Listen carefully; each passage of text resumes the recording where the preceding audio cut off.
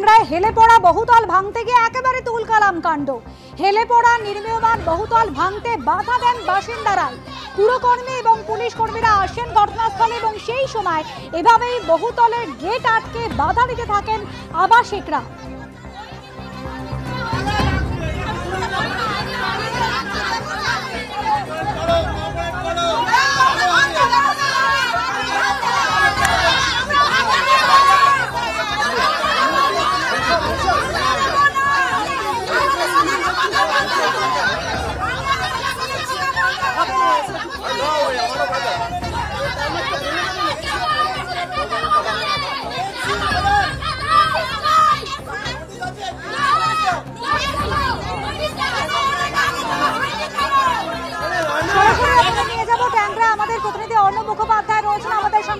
আবাসিকরা বলছিলেন বিকল্প পুনর্বাসনের ব্যবস্থা না করলে কোনোভাবেই বহুতল ভাঙা যাবে না। পুরকর্মীরা পুলিশ কর্মীরা বোঝানোর চেষ্টা করছিলেন, কোনো ফয়সলা হলো? দেখো, এই মুহূর্তে আমরা রয়েছি সাদা বিল্ডিং বা এই গীতাঞ্জলি বিল্ডিংটার মধ্যে, এবং এটা দেখতে পাচ্ছ এই সবুজ বিল্ডিংটা হচ্ছে পুষ্পাঞ্জলি বিল্ডিং। তো যেটা সাদা বিল্ডিংয়ের যে বাসিন্দারা রয়েছেন তারা আজকে ভেতর থেকে পুরো দরজা লক করে দেন এবং লক করে দিয়ে বলেন যে পুরসভার কর্মীরা এবং পুলিশ যখন আসে যে তাদেরকে ভাঙতে দেওয়া হবে না। এই মুহূর্তে দেখো যে ভাঙার কাজ বন্ধ রয়েছে। এখানে তোমাকে দেখিয়ে দেবো পুরসভার যারা লেবাররা রয়েছে, দেখো হাম্বর নিয়ে তারা বসে রয়েছেন। পুরসভার লেবাররা সামনের মাঠে বসে রয়েছেন, পুলিশ কর্মীরা সামনে দাঁড়িয়ে রয়েছেন। এই মুহূর্তে তোমাকে দেখাচ্ছি পুরো মাঠ জুড়ে যেহেতু এরকম একটা উত্তেজনার পরিবেশ তৈরি হয়েছে, প্রচুর মানুষ জড়ো হয়েছেন। দূরে দেখো পুলিশ কর্মীরা দাঁড়িয়ে রয়েছেন, এখানে পুলিশ কর্মীরা দাঁড়িয়ে রয়েছেন এবং পুরসভার কর্মীরা তারা হাম্বর নিয়ে এসছেন, তারা নিয়ে এসে তারা কিন্তু বসে রয়েছেন। তো কেন তারা বসে রয়েছেন তার কারণ হচ্ছে যে এই যে বিল্ডিং রয়েছে, এই যে সাদা যে বিল্ডিং যেখানে আমরা রয়েছি, সেটা কিন্তু বলা হয়েছিল যে পুরসভার তরফ থেকে যে এই বিল্ডিংটা ভাঙা হবে এবং সেটা কতটা ভাঙা হবে সেটা স্ট্রাকচারাল ইঞ্জিনিয়াররা ঠিক করবেন। কিন্তু এই সাদা বিল্ডিংও প্রস্তুত সবই বিক্রি হয়ে গিয়েছে এবং সেই কারণে এখানকার বাসিন্দাদের বক্তব্য এখানেও তারা থাকেন। এই বিল্ডিংটা ফাঁকা বলে ফাঁকা নয়, সবুজ বিল্ডিংয়ে লোক আছে বলে তাদের কথা পুরসভা ভাবছে, কিন্তু এই সাদা বিল্ডিংটা যে পুরোটা ফাঁকা, এটা ফাঁকা নয়, এগুলো বিক্রি হয়ে গিয়েছে। সুতরাং তারা কোথায় যাবে না? এত বড় একটা বিল্ডিং যদি অবৈধভাবে হয়ে থাকে তাহলে তো এতদিন পুরসভা পুলিশ প্রশাসন দেখলো না কেন? এখানে দেখতেই পাচ্ছ হতাশ হয়ে বসে রয়েছেন সবাই। এদের নিজেদের ফ্ল্যাট ছিল, এদের নিজেদের এখানে ফ্ল্যাট ছিল। তোমাকে দেখাবো এই মুহূর্তে নিচে যদি আমরা নামি তাহলে ঠিক নিচে কি অবস্থা রয়েছে।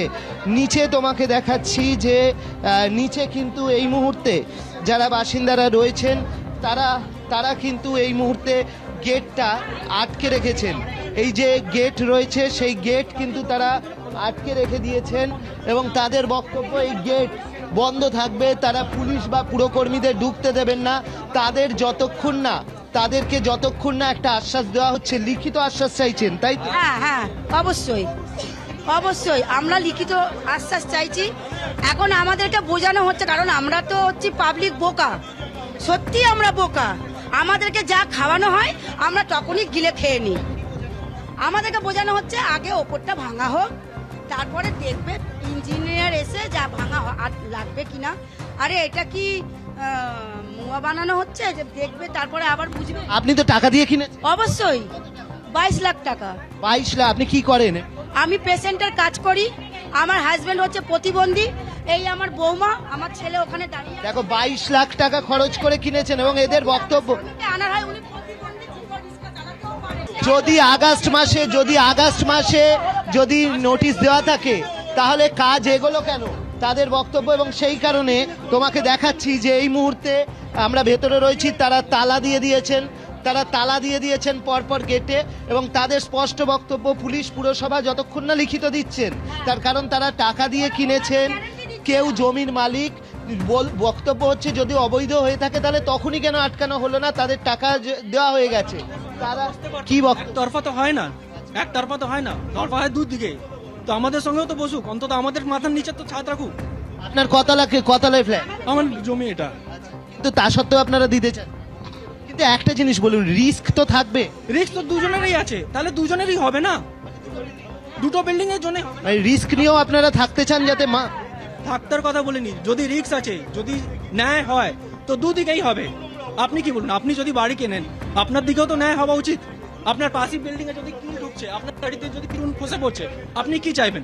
এরা বলছেন এদের বক্তব্য স্পষ্ট, লিখিত দেওয়া হোক, তারা যে টাকা খরচ করেছেন সেই টাকা দরকার হলে ফেরত দেওয়া হোক, কারণ অবৈধ বিল্ডিং এত বড় কি করে হয়ে গেল সেইটা নিয়ে তারা প্রশ্ন করছেন এবং তারা বলছেন মাথার নিচে ছাদ চাই, এটাই ওনাদের বক্তব্য, মাথার নিচে ছাদ চাইছেন ওনারা। এবং দেখো এই মুহূর্তে বিল্ডিং এর মধ্যে তারা হতাশ হয়ে বসে রয়েছেন, কারো কারো চোখে জল, রীতিমতো চোখ দিয়ে জল বেরোচ্ছে। তো আপনার? হ্যাঁ, চোখ দিয়ে জল বেরোবে না, আমার ছাদ চলে যাচ্ছে, আমি কোথায় থাকবো বলো না, দুটো বাচ্চা নিয়ে। আপনারই তো জমি ছিল। আমার জমিন ছিল, আমি লোক জানলাম না ভাই।